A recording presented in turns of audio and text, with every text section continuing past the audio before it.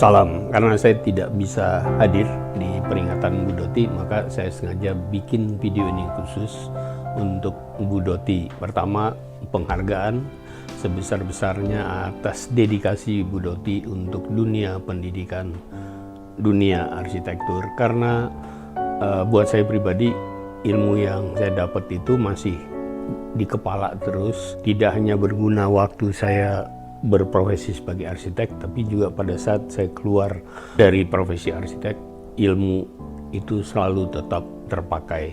Itu pertama. Yang kedua adalah saya ingin juga sharing tentang pengalaman saya dengan Bu Doti yang sebenarnya saya juga nggak lupa-lupa. Adalah yang pertama, mungkin Bu Dotinya sendiri udah lupa bahwa saya satu-satunya mungkin yang pernah dimarahi, kena marah sama Bu Doti. Jadi saya adalah tipe dulu mahasiswa yang udah nggak terlampau pinter, main mulu, jarang kuliah. Tapi kuliah-kuliah merencana, menggambar, seni visual, segala macam yang berkaitan dengan gambar, saya selalu ikut. Kalau di luar itu saya selalu tidak ikut. Sehingga akibatnya selalu diancam drop out setiap 2 tahun. Karena di zaman saya satu tingkat 1 tidak boleh lebih dari 2 tahun, tingkat 2 tidak boleh lebih dari 2 tahun. Nah, saya dua-duanya memang terancam posisi drop out. Jadi pada setiap terancam itu, saya biasanya pontang-panting di studio untuk menyelesaikan semua tugas-tugas gambar yang tertunda. Nah, akibatnya saya terpaksa tinggal di studio, saya bikin gubuk. Kita waktu itu di Salemba, jurusan arsitektur, studionya itu di gedung Lemtek. Saya bikin gubuk-gubukan pakai kardus di antara kedua gedung. Masalahnya adalah setiap kali Bu Doti ke kantor di lantai bawah, koridor jendelanya itu menghadap, dia selalu ngelihat kaki saya pagi-pagi.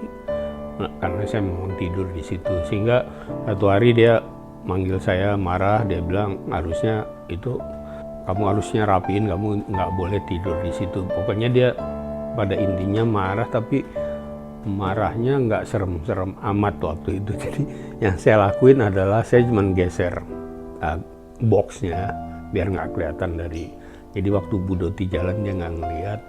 Terus saya tidur, kaki saya agak ditekuk gitu kira-kira. Tapi itu salah satu pengalaman yang saya nggak lupain. Yang kedua, masih di studio, kita waktu itu saya datang ke Bu Doti, bisa nggak kita dikasih dana untuk beli sound system? Nah, beliau tanpa mikir malah setuju aja, saya dikasih duit. Saya belanja waktu itu ke Senen, ke Glodok, saya beli sound system, beli amplifier, beli speaker. Sehingga kita di studio waktu itu saya bareng-bareng angkatan 77.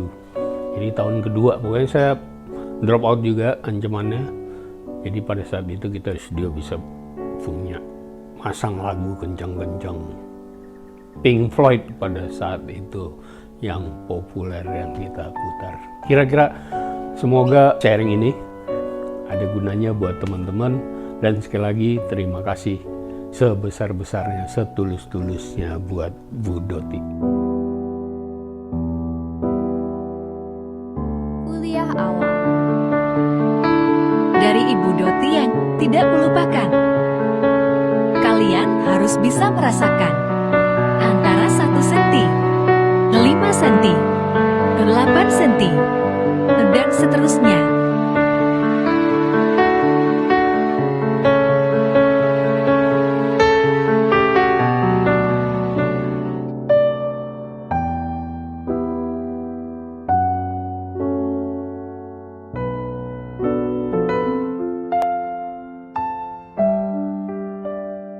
Today, we celebrate an extraordinary milestone and honor a true legend of our university, Siti Utamini.